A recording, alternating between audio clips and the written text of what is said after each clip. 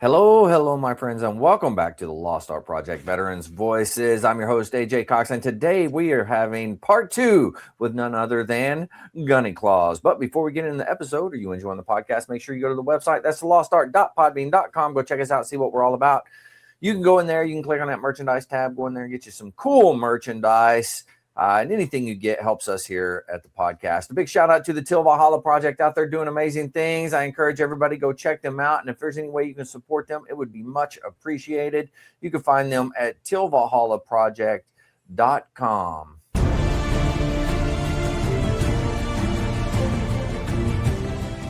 Are you a Marine veteran? Are you missing that bond you had on active duty?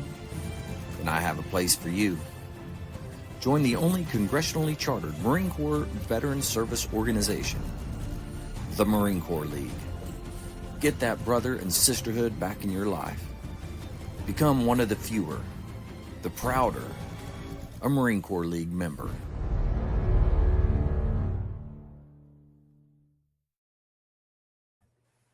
All right, here we are, man. We got Gunny Claus back with us again, man. How you doing? Doing pretty good. How about yourself? Oh, man, I can't complain. I got you here. So, I mean, life is good, you know? It is good. Well, hey, I know today we're going to talk about Gunny Claus. We're going to talk about how you kind of started it and got into it. So, you know, I'm very curious myself. I'd like to hear all about it if you don't mind getting into that. Yeah, sure. If people know about my career, I served from 1986 to 2007. When I retired, I moved back to New York. And to reintegrate to the community, I chose to volunteer with some charity organizations, one of which was, of course, Toys for Tots.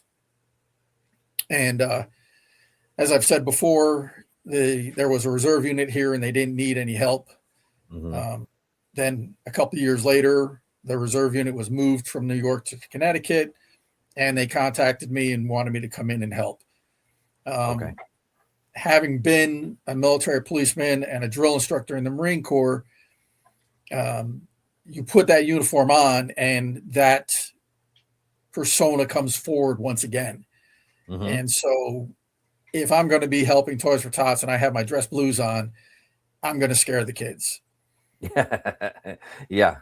And the Marines who were in charge of the program didn't believe me. And I was like, okay, I'll just come in civilian clothes. I'll do this one event with you, and we'll see how it goes. And I did the event. It was 2 days. It was the whole weekend, and we had each day we had several events at different locations with different groups of kids and families. And no joke, I scared all the kids. Oh, they wow. ran away from me. They literally ran away from me. And I didn't look like this. I didn't have the beard, but my hair was probably about the same length. It was a little bit darker back then, but nothing intimidating. And got done. And I said, yeah, I told you it wasn't going to work. And they're like, well, we still need Marines, figure something out. And so I was trying to figure it out. And I was talking to a friend of mine on social media and told them what the problem was. And they said, well, just do Gunny Claus. And I was like, okay, who's Gunny Claus? What's Gunny Claus? And they showed me the social media, the Facebook and his webpage. And he was also a gunny. He had served in Vietnam, and he had created Gunny Claus, and he was using the blouse from the Commandant's Own, the Drum and Bugle Corps. Right. Had a red campaign cover, of course, had the beard, and was, doing Christmas events for Marines in and around North Carolina, South Carolina, Parris Island, Camp Lejeune. Right. And I was like, okay, that's great. I wasn't in the band. I can't do this. Mm-hmm. And my friend's like, no problem. I'll just give you my blouse. What are you talking about? And they showed me their picture, and there they are playing in the Commandant's Own when they were in the Marine Corps. I was like, oh my gosh, this is great. I looked at my campaign cover that I had from when I was a drill instructor, and I'm like, how do I make this red? There's no real way to make a green campaign cover red. Right. If you try to, it's going to come out looking really shitty. Yeah. And So I was like, okay, well, I'll contact the company that issues these campaign covers that makes our campaign covers. Right. So I did, and I said, hey, I got this problem. I can't find a red campaign cover. And the woman goes, oh, it's okay. Just do what Gunny Claus does. And I'm like, okay, what's that? They go, you get the tan one, the light tan one. It's almost white, and you use fabric paint and you make it red.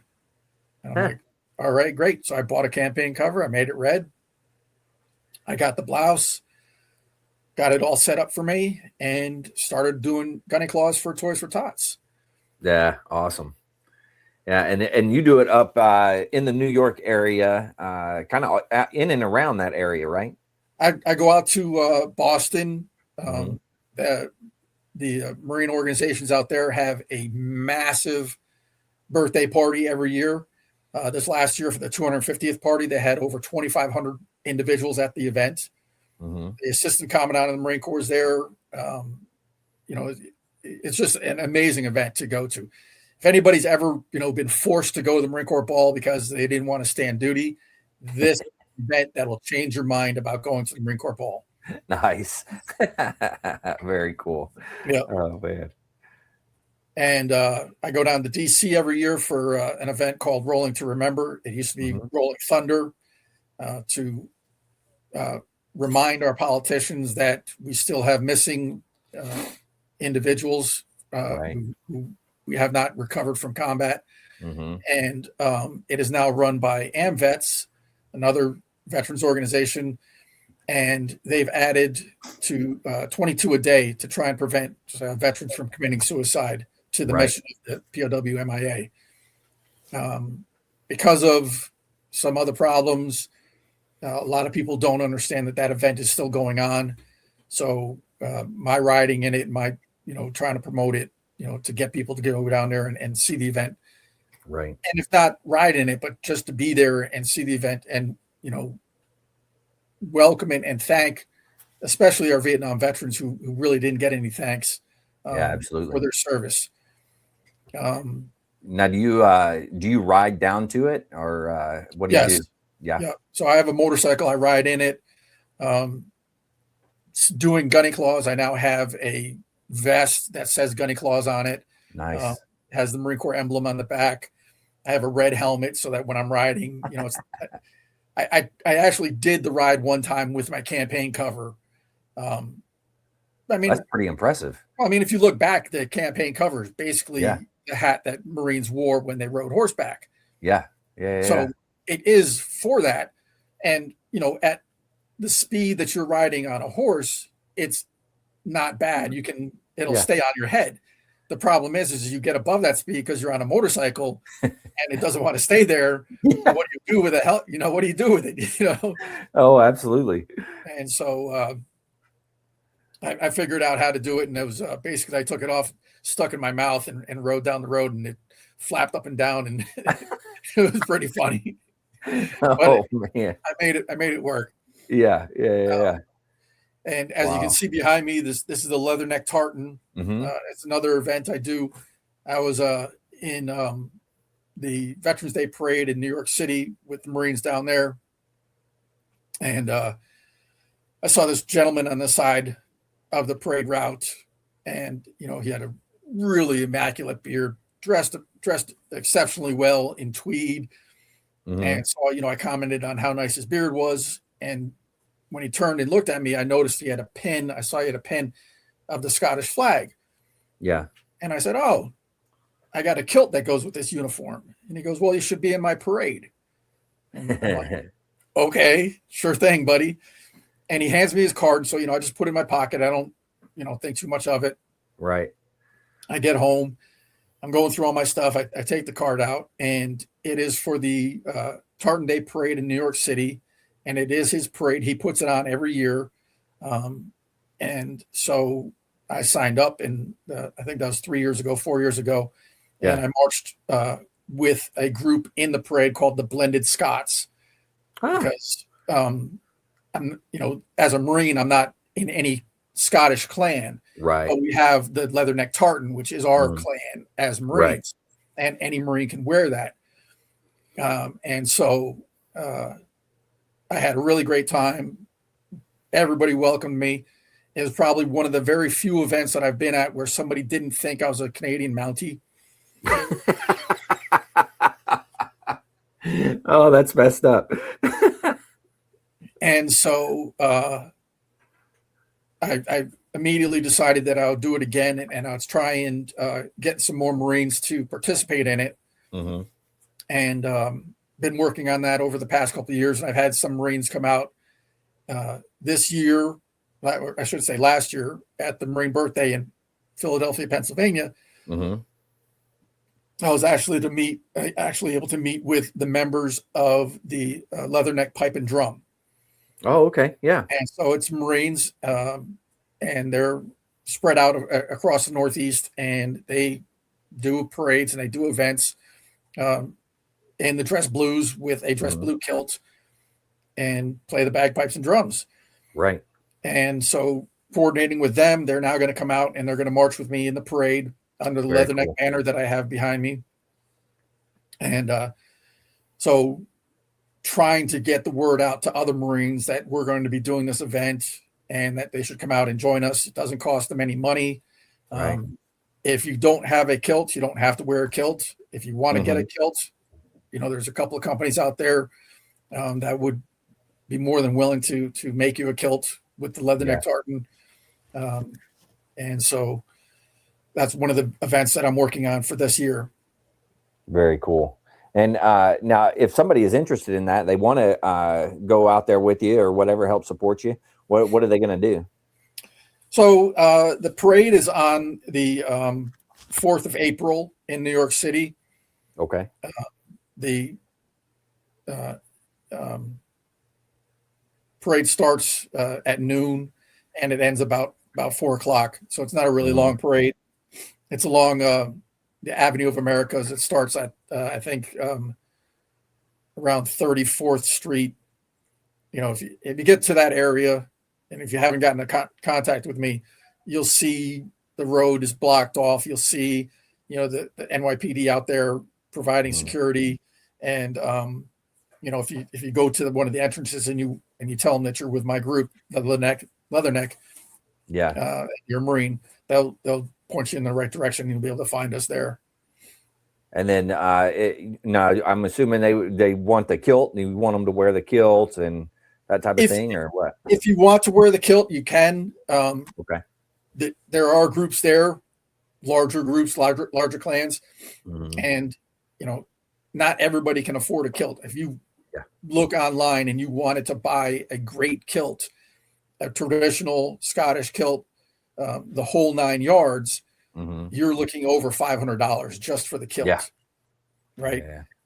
Like I said, there's other companies out there. One that I work with and I see at events is called USA Kilts, and they're out of Philadelphia. They're out of Pennsylvania, near Philadelphia, and they've got a great kilt. They'll make you a kilt. They'll tell you how to size it, how to measure it so that it fits you properly. Right. And they're on YouTube, they're on Facebook, they're on social medias, and if you have any questions, they're more than willing to help you work out how to do it. There's another company, not as traditional, not as expensive, and it's called Sport Kilt. And this one, it's Velcroed.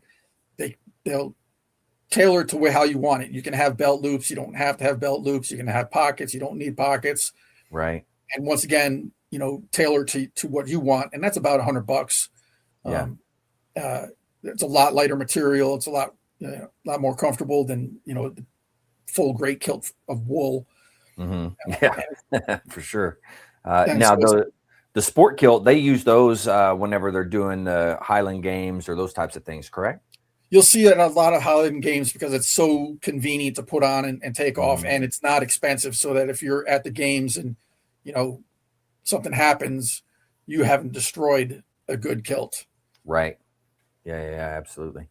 Very cool. Now, what other events are you going to be doing, like upcoming? You have some big events coming up as well, other events? Yep. So there's as I said, I go down to DC for the Rolling to Remember, also Rolling Thunder. That one, generally people associate with just motorcyclists, but like any parade in New York City or in Washington, D.C., people can stand there and watch and support our veterans. It's right before Memorial Day parade. So, a lot of people will go to DC for the Memorial Day parade, and they'll also go out and watch the Rolling to Remember parade. Okay. Right across from the Vietnam Memorial is the alley they call Thunder Alley, and it's where all the vendors set up and sell Okay. merchandise to support the ride and the individuals putting the ride on. Mm-hmm. And the ride starts at the Pentagon. It goes around the mall and comes out and ends. It's a really short ride. If you do rides, Mm-hmm. it's a short ride. The issue is to get to the Pentagon, you have to get there at 6:00 in the morning, line Yeah. up, stand around the Pentagon for a couple hours until the parade kicks off and we ride out. Uh-huh. If you're in the back, you ride out much later. There's times where you'll be riding out. If you're towards the front, you'll be riding out and you'll see the tail end still going in, or vice versa. If you're at the end, Wow. you'll see the lead already done, and you're just starting. Holy cow. Yeah. There's that many there, huh? Well, the last one from Rolling Thunder, there was over 1 million motorcycles. Wow. Are you serious? 1 million Yeah. motorcycles. Wow. Yeah. I didn't realize it And was that so big. it's Rolling to Remember isn't that big because of the problems that have taken place. They were kicked out of the Pentagon, so people didn't want to go because it wasn't at the Pentagon. Other issues occurred. It's back at the Pentagon. It's fully sanctioned, full ride in the city, and a lot of veterans organizations, we're trying to get them back involved, and send like the VFW, they have a riding side. Mm-hmm. The Legion has the Legion Riders. Almost every veterans organization has a motorcycle side. Right. And so we're trying to get those clubs back in and involved and ride again. Very nice. Wow, that's really cool. And now, if you're going to that, I'm assuming people are riding from all over the country to go to that. Right. There's another group. They don't do Rolling to Remember. They call it Run to the Wall. And there's Right. 3 I've heard groups of of that ride across the country and go to Washington, D.C. for Memorial Day and go to the wall also. Wow. So one of the things, I've been talking to some of my friends that do that ride. It's like, okay, stay one extra day from your run to the wall and join us in Rolling to Remember. Yeah. Absolutely. Catch up with the group, on the way back. Mm-hmm. There was a friend of mine. He belongs to one of the clubs out there. It's a Vietnam era club. Mm-hmm. And they go out and they're there for themselves, their own group, and their own events. And I'm like, why don't you just stay one more day and join us in this ride? Or, stay 2 days and not only ride in Rolling to Remember, but ride in the Memorial Day parade in DC. So you're doing 3 events on one weekend as opposed to, just one. Yeah. But, it comes, like everything else, it comes down to time and money for people. Yeah. Some people are retired and have all the time in the world, but don't have any money. Some people have the money, but not the time. Right. So like anything else, it comes down to that. Yeah. And if, if you're trying to get hotels, things of that nature in the DC area, they're not necessarily cheap. That's for sure. Well, the majority of us, because the ride starts at the Pentagon, will stay in Crystal City, which is just south of the Pentagon, on the other side of the river. Yeah. So the traffic's not as bad. Hotels, of course, aren't as expensive. Yeah. And then the amenities around there aren't as expensive because, you're not in the middle of the city. So it's a little bit better. Very nice. I like it. Well, shoot. Now, doing Gunny Claus, like, what are some of the things that you kind of witness, you see, when you're dealing with the children or you're dealing with the parents and those types of things? Like, what is some of the things that you encounter? So most of my events, I started off with Toys for Tots, and the events there were for collecting toys, so I didn't really interact with a lot of kids. I did one event. It was at the local fair, the Altamont Fair that we have, and it's in August. So I'm standing out there, and I've got the Toys for Tots box out, and the families are coming through. And I remember this family, his husband and wife came with their 2 kids, and they're walking by, and the kids reached into the box to take toys, thinking that it was, one of these booths where things are for free. Right. And so we had to explain to them, that not everybody has Christmas. Not everybody gets a lot of presents at Christmas. And so we're working to collect toys and help children and families that may not have a good Christmas. Right.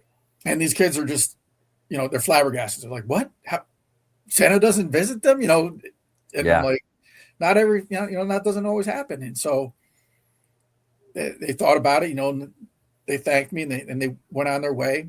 And like every fair, you go into the arcade section, and, you pay your money and you try and win a stuffed animal or whatever the prize is. Right. So, I've forgotten about them. And towards the end of the day, family comes back. Sure enough, they had gotten a couple prizes at the arcade section, and they donated them. Oh, very cool.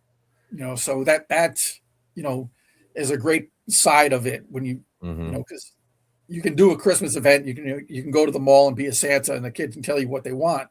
But to see kids, realize, a grown-up situation and decide to do something like that was really, really moving, really touched me. Wow, that's amazing. It's good to hear things like that, and that humanity is still doing pretty well. We haven't completely fallen off and went crazy, so it's good to hear that. Yeah. Yeah. Now, is there anything else like as far as you want to cover when it comes to Gunny Claus stuff, or? Yeah. So I don't know if I told you, but I ran the Marine Corps Marathon last year. Okay. It was the 50th anniversary of the Marine Corps Marathon. I ran it when I turned 50, and my plan was that I would run it when I turned 60 this year. Okay. But then I saw it was the 50th anniversary, and I was like, well, I can run it at 59, and it's close enough to 60, and I won't have to run it until I'm 70. And so, social media, I was putting out there, I was starting to train for it. And a Marine that had worked for me back in the 90s saw that, asked me what I was doing, why I was doing it, and I explained it to him. And so he signed up for the marathon, and we ran it together. Very nice. We had a great time, so we're going to run it again this year. Oh, very cool. Yep. So it's a little bit cold right now, so I'm not really doing too much training, but as soon as it starts to warm up, I'll start working out a little bit more, start running again. Yeah. But what you should put together a group specifically with you to run along, kind of advertising for Gunny Claus type of thing. That's one of the things that they allow you to do is you can form a team. So last year my team was myself and another Marine. And so at the event, of course, there's a lot of Marines there. And so there's another Marine, didn't realize that they were there, even though we're friends on social media, I didn't see that they were running and they didn't see that I was running. But at the finish line, we're standing there at the Marine Memorial, and I was like, what are you doing? I don't know. What are you doing? I just ran the race. I just ran the race too, So Nice. Hopefully they'll come back, or if not, other Marines that know my social media will join in and run the race. But it gave me the idea of attending another Marine event that's in DC, and it's called the Modern Day Marine. Yeah. Huge event. The Marine Corps League is there, of course. Yeah.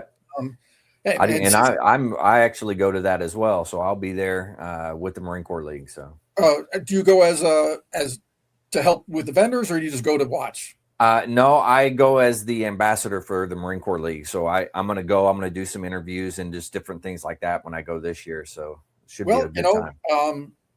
I was looking at the costs and everything else. If you want me there, to support the Marine Corps League, I'll be willing to do that for you. Okay. I'll talk to him. I'm not in charge, but I'll Yeah, talk to him. I think it'd be a good idea. Like anything else, it'll save me a few bucks. Yeah. And like it's a great Marine event. At the registration for the Marine Corps Marathon, because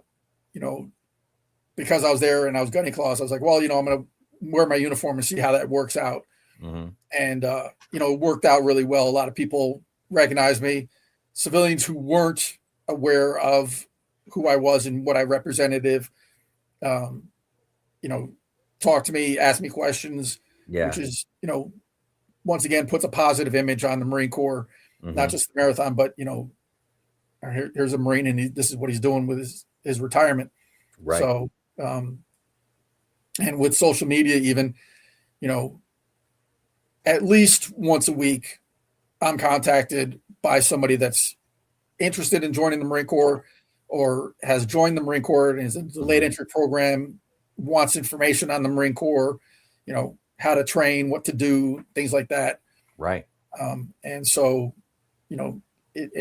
I think it's a good thing for me, and, it help the Marine Corps.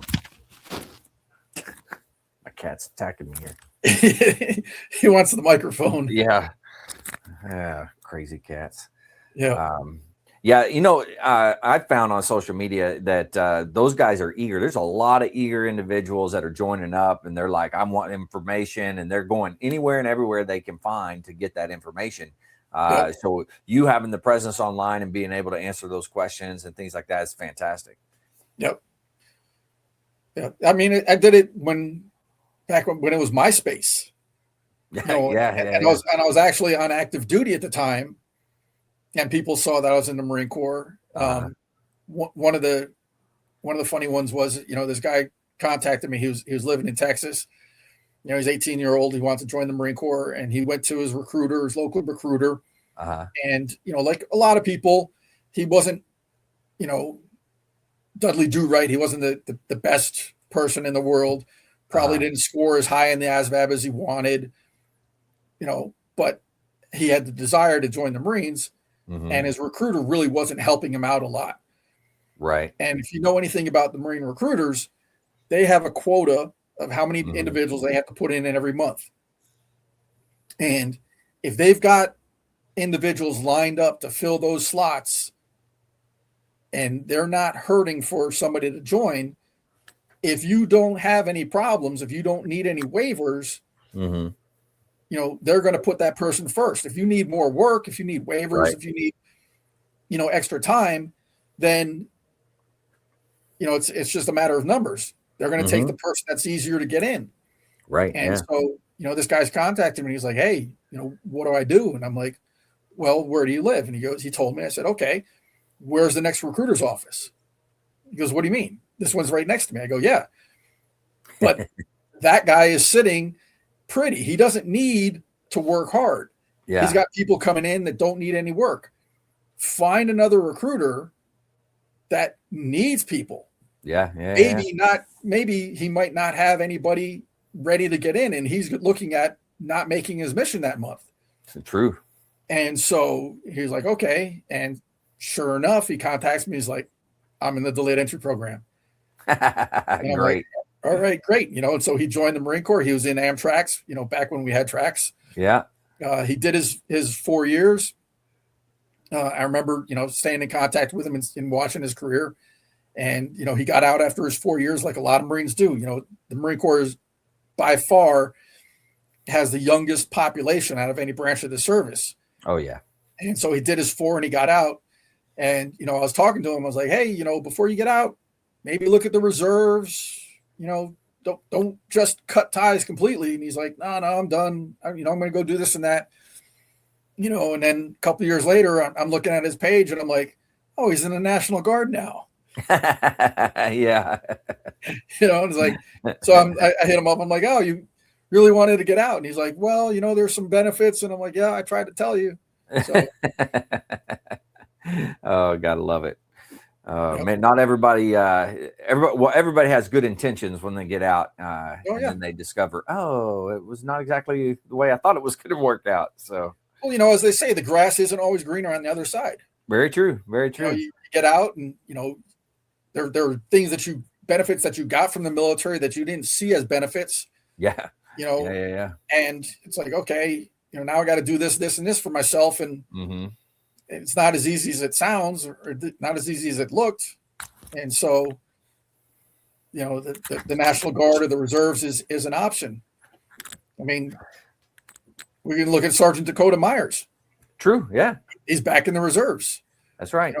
Great move by the Marine Corps to put him in the reserves and use him as as a Marine again. Yeah. Absolutely. I mean, I don't know. I think the Marine Corps is getting smart on those types of things, and they're starting to figure it out and work it in their advantage. Oh yeah. Yep. Yeah. Very cool. Well, ow, stupid cat. She's trying to kill me, I think. Man, she wants to play like crazy, and she keeps clawing the fire out of me. Get a laser pointer and keep her away from you. Yeah. I need something. Well, shoot. What else? What else you want to chat about? So those were the three big ones. Like I said, the one I really want to get out there is I want people to try and support, come to New York City. I know a lot of people have seen in the news, the politics that are going on in New York City. Right. And that's politics are everywhere. Yeah. And, if you don't like a politician, it's just like the weather. Next week, it's going to change. True. Yeah. And, this is our heritage. We're Marines. We overcome, we adapt. We take care, we do what we have to do. And it's a really great event. It's actually, it's actually a tartan week. The whole week there's events there. Oh, wow. That they host at different locations, everything. But the parade, of course, is the big event. And then there's an after party afterwards that everybody goes to. The only unfortunate thing is that the party, the bar they have doesn't have Guinness. So my libations are limited. Yeah, that's you think they would have Guinness though. I mean, that's it's like anything else. You go into a restaurant and you say, I'd like a Pepsi, and they go, we have Coke, or vice versa. True. Yeah. So you go into a bar and they've got a different brand and they don't want Guinness, then you got to drink the other drink if you want. Yeah, that's a good point. That's a good way of putting it, though. I used to say, or here in Oklahoma, they'd say, "Do you want a Pepsi?" or "Do you want a Coke?" And they'd be like, "Yeah, give me a Pepsi." So Coke was a soda, basically. So they'd say Coke for everything. What flavor Coke do you want? Yeah, what flavor Coke? That's right. What do you mean? What flavor Coke? Coke's a flavor. Give me an orange Coke. Yeah. And that's before, of course, cherry Coke came out and disappeared. Oh yeah. But that's true. Oh man, good times. Well, shoot. Now, did I ask you the series of questions on the last one? Do you remember? I don't recall. Think I did. I was going to say, if people see this one and not the other one, let's go for it. There again. You go. We'll do it again. All right. Well, unless there's anything else you want to cover before we wrap this one up. Those are the three big ones. Like I said, the first one, of course, is the Tartan Day Parade.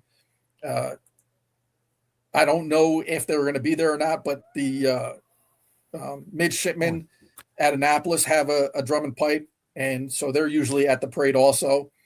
It has to have been 4 years now, because I met one of the midshipmen, and this last parade, it was his last parade because he was graduating and he was going out to the active duty forces, and he had gotten all the way up to be the drum major, the lead for his whole group.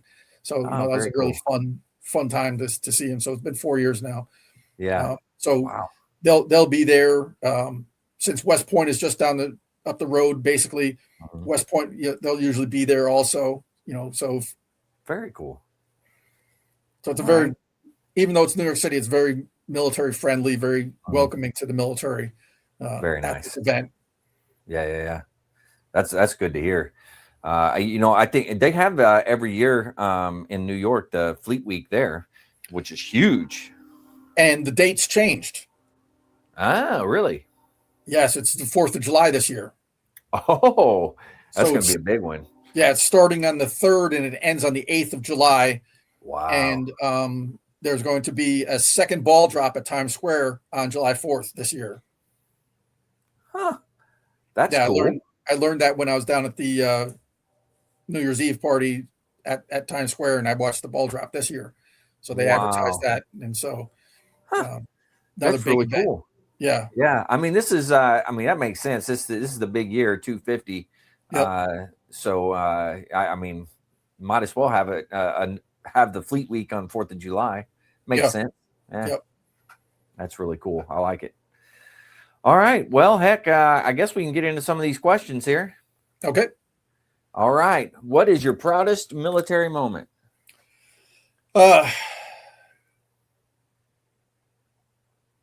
It's hard to say because there's so many events in the military. I think every Marine, it may not be the proudest, but every Marine remembers the day they stepped on the yellow footprints. Yeah. And that is seared into your mind. On your deathbed, instead of saying Rosebud, it's going to be aye, aye, sir. True. Then I think another really proud time is as a drill instructor and seeing the individuals that you made Marines, that you trained to be Marines. Right. That's another time, it's amazing to see that transformation from a civilian to a Marine. Yeah, absolutely. So, that's another time. And then I think, this is just before I retired, was deploying to Iraq in 2006, 2007, and coming home with my unit and not having a single Marine wounded, not having a single Marine killed during that year time frame. Absolutely. I think, it doesn't, people thought how dangerous it is over there, how many people were getting killed in combat. And, to be able to accomplish that with a mission that we had, that was as difficult as we had. We provided Marines to as security for the explosive ordnance details. We provided Marines that were security for the commanding general. We provided Marines to secure the road between our base, El Taqadum, and Fallujah, the city of Fallujah, one of the most dangerous areas in the country. It was right outside of Habbaniyah. If you know anything about Iraq and the war, that's where Chris Kyle, the American sniper, was. And it was one of the most deadliest towns in the country. And that was right outside of our base. And, we had to provide security on the roads to and from there.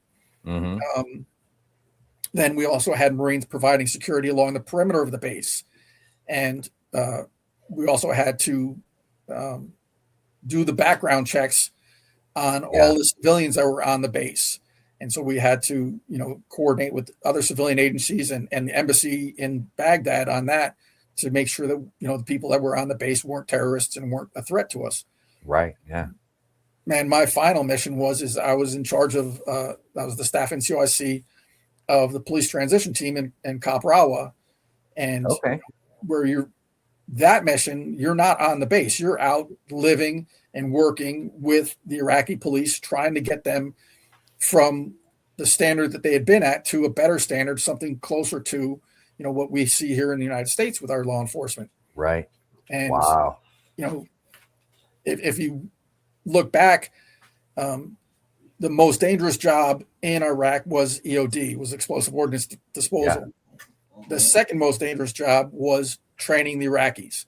And that was the police transition team, the border transition teams, and the military transition teams. Because all of those missions, you weren't on a big base like everybody else. You were out there embedded with those individuals, trying to train them. And the insurgents, that was, after EOD, that was their second highest target. Yeah. I don't know how true it was, but allegedly there was a bounty on all of our heads Oh, wow. of Holy cow. thousands of dollars, Yeah. And so, every time you're talking to Iraqi, every time you're even your own Iraqi police, you're like, hey, does this guy want to make some money today? Yeah. Holy cow. Yeah, that's a little sketchy there, huh? Yeah. Holy cow. Wow. Well, you definitely, it's fantastic. You were able to bring everybody home with no deaths whatsoever, which is, Yep. that's a amazing feat in itself. Yeah. Well, I mean, I'm, as anybody else says in those kind of positions, it wasn't just me. It was the Marines. Yeah. You have 6 months of training that you have to lead up to that. Mm-hmm. They took that training seriously. They did the training well, and so, all you're really doing is making sure that they're getting to those training sessions and they're doing the training that they need.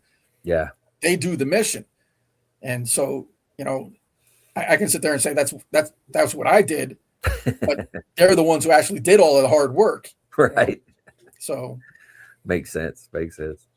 Oh man. All right. Well, let's see here. What is your most embarrassing military moment? Embarrassing military moment. That's a hard one. Geez. I think embarrassing moments generally happen when you're junior.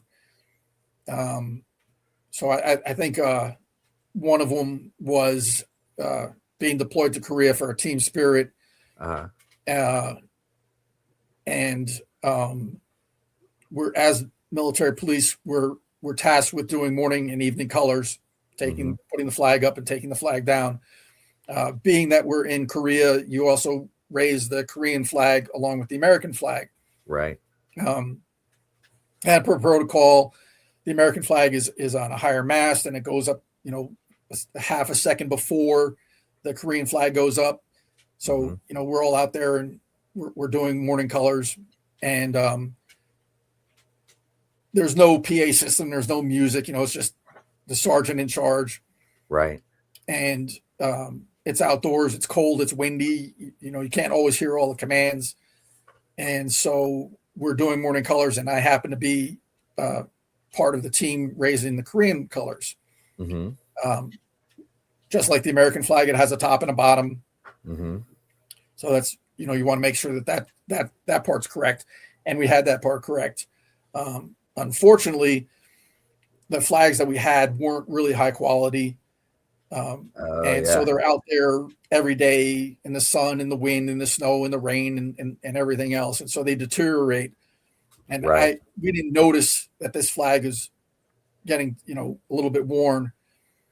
And so morning color sounds as the person is pulling to make it go up smoothly. The other person is holding the lanyard and putting a little tension on the rope so it goes up smoothly. Right. And unbeknownst to me, because I can't look at the flag as it's going up, it was ripping in half. Oh no. Half of the flag is going up and half of the flag isn't. Oh jeez. I can't hear this. The sergeant is now saying, stop. And all I hear is this loud command. And I'm thinking that he wants me to go faster. So it's go faster. So the next thing I know, half the Korean flag falls down on my head. And it's like, whoops. Oh man. Fortunately for us, it's 8:00 in the morning. No Koreans were around. It was just the Marines. We got another flag, put it up, but it was a little bit embarrassing. Yeah, that's wild. I've never seen that happen for sure, but I could see how that would that'd be a tough one right there. Yeah. All right. If you could be one military leader for a day, who would that be? One military leader for the day. Ooh.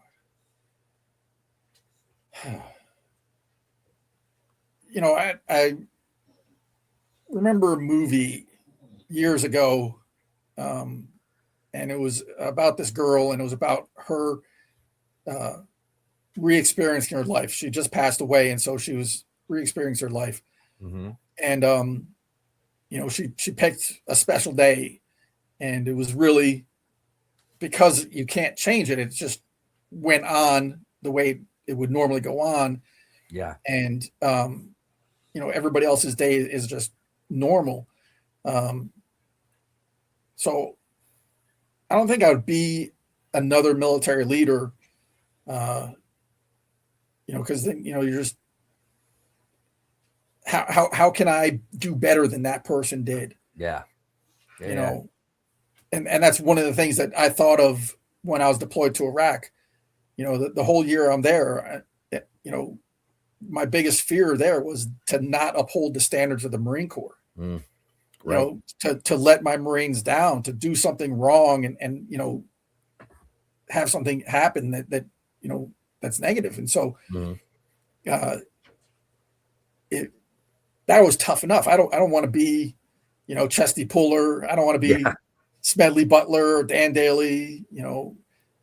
My time was good, and I'm thankful for it. And the ones that went before me, I can't thank them enough, and I can't give them enough accolades for what they did when they had to do it. Yeah. That's good. That's a good answer. I like it. All right. What is one lesson or skill you learned that you still use today?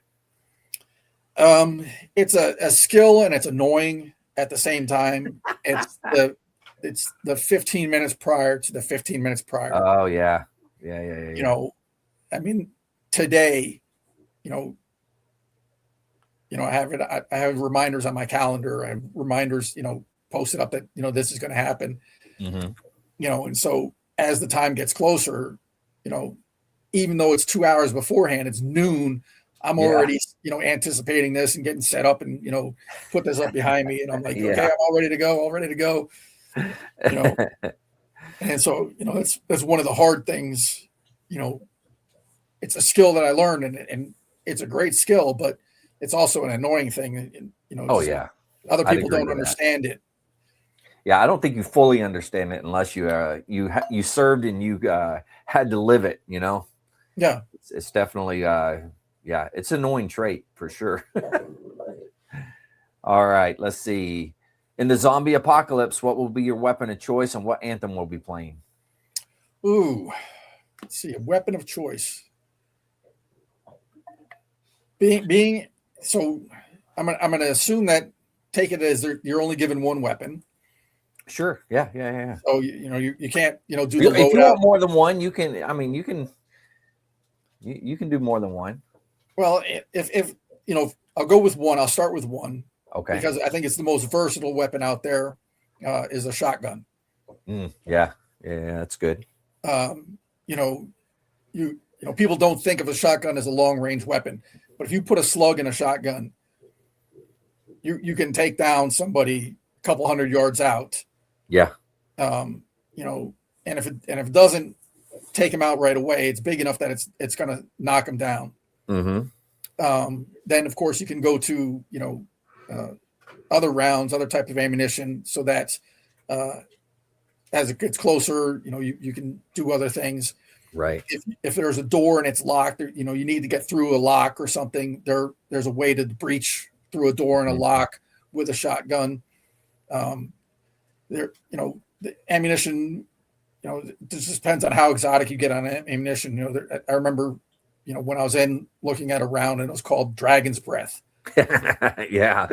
And it was basically a napalm round. It shot out a flame, 30, 40 yards. Yeah. You can put in rounds, basically that are illumination. There's rounds in there that now, they're flechette rounds. They're just little darts that'll go flying out. Oh, wow. Okay. Yeah. I mean, there are just so many types of rounds that are available for a shotgun, and it's so versatile. I think that, out of anything, that would be, the last weapon I kept, the best weapon I kept. And of course, a shotgun is big enough that, if it comes down to it and you run out, you can club somebody over the head with it. Oh yeah, that's very true. Yeah. Use it if as you got a yeah. If you've got a military issued one, you've got a bayonet stud on the end. Yeah. So it's anything. Good point. When I was in the Marine Corps, three that I always really liked to have was the 50 cal, the shotgun, and the M1911. Oh yeah. Because between those three, there's basically nothing that you can't do. Yeah, that's true. Everything's, everything's It available. covers the gambit of everything, I think. Yeah. Very nice. Now, what anthem? What song are you gonna be fighting to? I would probably go with an oldie and a goodie. Let the bodies hit the floor. Oh, okay. Oh, that is a good one. Yeah, I like it. That gets you pumped up for sure. Well, I mean, if you're in a zombie apocalypse, that's all you're really doing is taking them out. That's true. And stacking them like cordwood. I love it. All right, what animal best describes your time in service? Oh gosh, you hear all the jokes out there. Of course, our mascot is the bulldog. Yeah. But there's a joke out there. You see the memes that the badger is a better example of the Marine Corps. And I think that would be probably the best animal to describe my time in service, because there's you just make it through everything. There's nothing stops you. Yeah, absolutely. Yeah, that's a good one. I like that. And those, if you look at them in Africa, you look at them in the United States, lions and tigers are afraid of them. Yeah, they don't back down from anything. It doesn't matter what the scrap is, what's going on. They're going to make it happen. They're going to do it. Yeah. That's good. There's a video on YouTube. This guy had a badger, and he was in Africa, and he had it in a cage in an enclosed area. And this thing was an escape artist. It was amazing what this thing would do and how it would get out of this pen. It was just, it's amazing to watch. The animal is brilliant, devious, so I think it's a good representation. I like it. That's a good one. And I don't think I've ever heard that one before. So, yep. Knowing what you know now, would you do it all over again? Of course. I think I may have picked the wrong MOS. Yeah. I was thinking of what I wanted to do when I got out. Mm-hmm. Military police would be a good transition into civilian law enforcement. And if I had gotten out after my first enlistment, 4 years, it probably would have been a good start. Yeah. Unfortunately, because of political changes and how law enforcement has been employed, it's not the job that it was when I joined. Yeah. And so I really didn't have a law enforcement career. I didn't pursue a law enforcement career after the Marine Corps because I didn't like the way law enforcement was going and what it was being used for. Right. So, that side of being in the Marines wasn't exactly what I wanted when I got out. But on the plus side, it's such a varied career. You get to do so many different things with so many different MOSs at so many different bases that it really, I think, is one of the best MOSs, even though it's not utilized properly, to be in the Marines, because you can go anywhere, you can do anything. You have military police that are guarding the helicopter that flies the president of the United States, HMX-1. Yeah. You have Marines, on embassies around the world. A lot of MPs will go onto that. You have Marines that used to be aboard ships providing security. MPs would go do that. You get assigned to the commanding general as his security deal, as his personal driver. Every base has MPs. So it's one of those MOSs that is really diverse and gets to experience a lot of different things. Yeah, very true. Very true. All right. Well, I always give time for words of wisdom at the end. And is this something that you want to leave the listeners with? Was there is words of wisdom or anything else? This is your opportunity. I got to go to Cherry Point this past year, and I did 2 Christmas parties down there. I had a great time. Got to meet a military influencer down there, Pogue Actual, Master Guns, Yeah.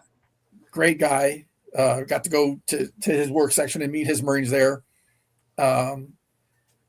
And, being Gunny Claus, I like to interact with Marines. I like to do that.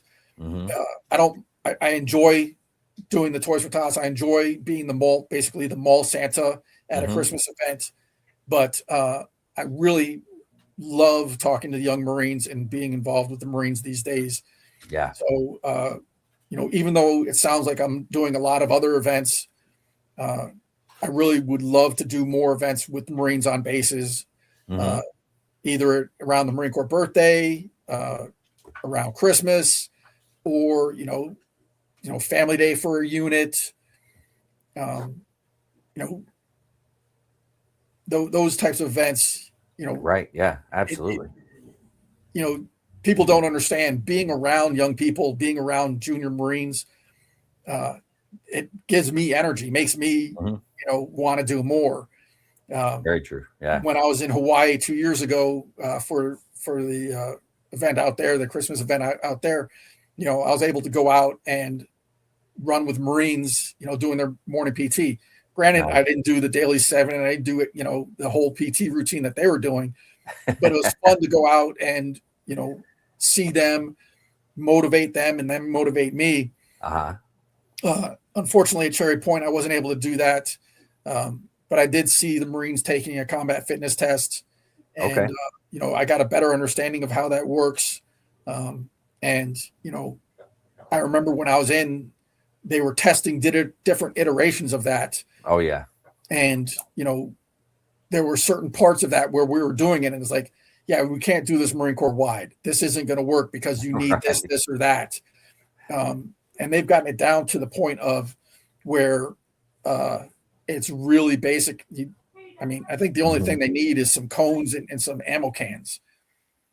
And so, it's a really good test of fitness on a combat side, as opposed to putting on a pair of running shoes and running, 3 miles. And everybody's like, absolutely. That doesn't apply to combat. Yeah. And it's one of those things that it's more ingrained for that combat environment, and it gives you a better overall picture of it, which is really cool. Yeah. Like you were saying, the 3 mile run, although, it's important to be able to run 3 miles, doesn't necessarily show that side of the house. Yeah. Very nice. Well, shoot, thanks for coming on and doing this. I truly appreciate it. Gunny Claus. And now, where can people go find you? Are you just like on all the social media platforms? I'm on a lot of social media platforms. I'm trying to, my most popular one is TikTok. Okay. I've got almost 30,000 followers on TikTok. Nice. While I'm talking to you, I have it on my cell phone right now, and I'm live on TikTok. Oh, nice. So I don't know if they can hear you. I know they can hear me. Yeah. And it is one of the ways for TikTok to actually pay me for what I'm doing. The last one we did together, I got a penny out of it. Woohoo! Yeah, 2 hours of being live on TikTok, and I got a penny. Yeah. Because it's based on the number of followers, it's based on the number of views, it's based on the number of likes. Yeah. All that stuff. And so, that's difficult. You want to keep those numbers up. Meta, Facebook, and Instagram, I'm on there because of my content there and the people that like me and the interactions that I get there. I get about $20 a month out of Meta. Oh, wow. Okay. Between the two, Instagram and Facebook, because of all the content and the likes and all that stuff, the interactions that I get there. So, and that's less work than TikTok. So, that's good. I do have a YouTube channel. I've just over 200 followers there. I'm live on that also because, got to start breaking in those groups, breaking those algorithms, getting that out there. Then of course I'm on Reddit. That's a fun one. A lot of Marines are on there. What's the other one? There's a couple more. I really should write them all down, but Yeah. There's a bunch of them out there. That's for sure. Yeah. There's so many social media sites out there. Some are better for veterans than others. It's just the nature of the beast. Social media. It's going to be, one political spectrum or another. Yeah. And I try to stay as neutral as possible on Gunny Claus, on politics. Yeah. I served under Democrat presidents. I served under Republican presidents. That's my commander in chief. He's still my commander in chief as a retiree. Yeah. I still get my paycheck from the government, and you're not going to hit me, see me on social media as Gunny Claus saying, hey, they're doing this right or wrong, because I'm not allowed to do that. And when I see somebody doing that served and thinks that they can do whatever they want, I'm like, yeah, dude, you're going to find out what happens. Yeah. And and then even on, on my personal side, I try to stay objective as possible and say, look, you liked it when it was this. Now you don't like it because of this. You asked for it before. You're the one who made this happen. Now you're angry that it's being used. Yeah. You can't have it your way 100% of the time. You have to accept that it's going to be used and so, differently by different people. Yeah. I think us in the military, we have a way of being able to understand compromise a little different than everybody else. I mean, because that's just part of it, So I don't know. Maybe someday we'll figure it all out. I have no idea. Well, I mean, it's not just the compromise; it's doing things that you don't want to do because it has to get done. Yeah. When you first get in the Marine Corps, when you first join the military, it's like, hey, go pick up cigarette butts. I don't smoke. I don't care. Pick up cigarette butts. Yeah. Okay, great. When I was when I was a student at Lackland Air Force Base, it's the home of where all the DoD dogs are trained for canine service across the military and across the DoD and even some of the other 3-letter agencies. Right. One of my tasks was on a day that I wasn't working was to go work at the kennels and clean out the kennels. I'm like, wait a minute, I'm not canine. I don't have any dogs. So, but hey, that's what you got to go do. Go do it. Yeah, absolutely. Yeah. Sometimes that happens, but well, hey man, thanks for coming on and doing this. Truly appreciate it. For everybody out there, Gunny Claus, go check him out. All the different social medias. You can find him out there. Just type in Gunny Claus and it should come right up. Correct. There, like I said, the original Gunny Claus has a social media presence. Okay. He's down in North Carolina, South Carolina area. I can't remember which address he has on it, on his, but as a joke, all of my profiles say that I live at Troll Station, Antarctica. I love it. Because Santa has the North Pole. I'm at the South Pole. I've got his 6. And, it's also, for me, it's an inside joke because there's so many fakes and scam artists on social media. One of the things I do is they ask me, where I live, and I'll say Troll Station, Antarctica, and they'll be like, "Oh, I live there too." I'm like, "Yep, you're a troll, you're a fake."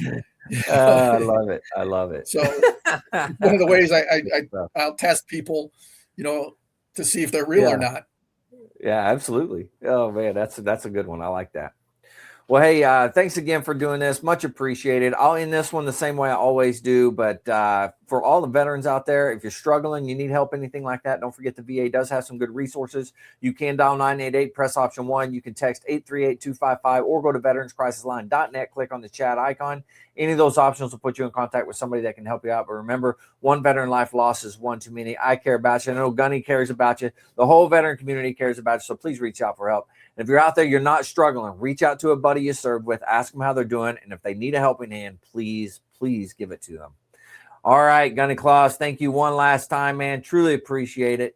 To all the listeners out there, stay motivated. Change your socks. Gung ho ho.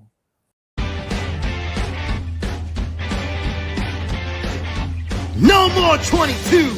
Honor the journey and finish the fight.